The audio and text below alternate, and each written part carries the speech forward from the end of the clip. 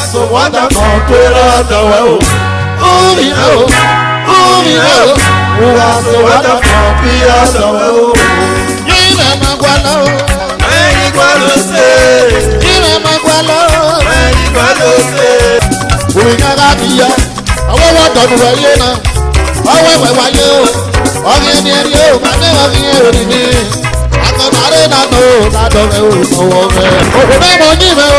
Ayi wa kan lo ka o, ayi wa kan lo ye ko, ayi wa kan lo ayi ba o.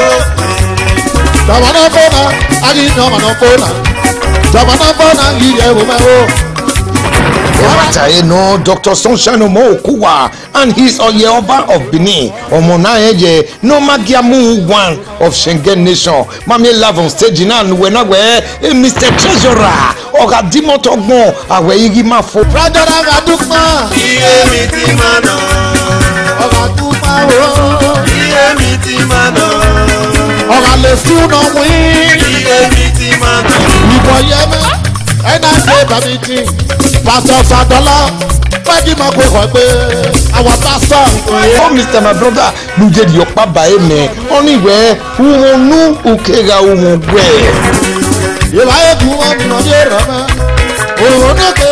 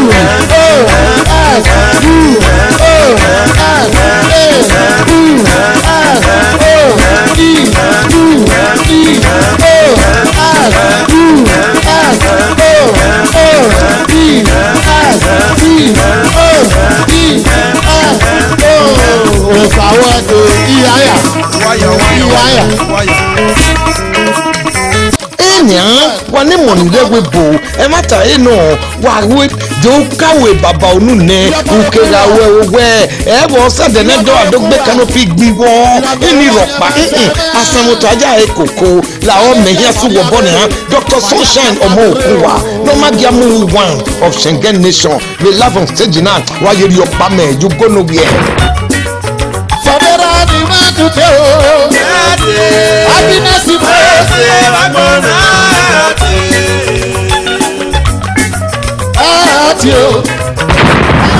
don't know why Ujereva, what will the city shop not Jackie Wesse? We're not here anywhere, so power when they are mote. Boye, Bright O Audio and Video Center, we number 114, a getting name one now. No worries, so Pomba Road, by second junction with Benin City. Why you near with Franco Disc, number 41, New Lagos Road, the new Benin City. Area Jivere, Parliament Audio and Video Production. Onion, with number 2, No Sayaba Street, off New Lagos Road with New Benin City. No Magiamu one of Schengen Nation live on stage, Mr. Treasurer.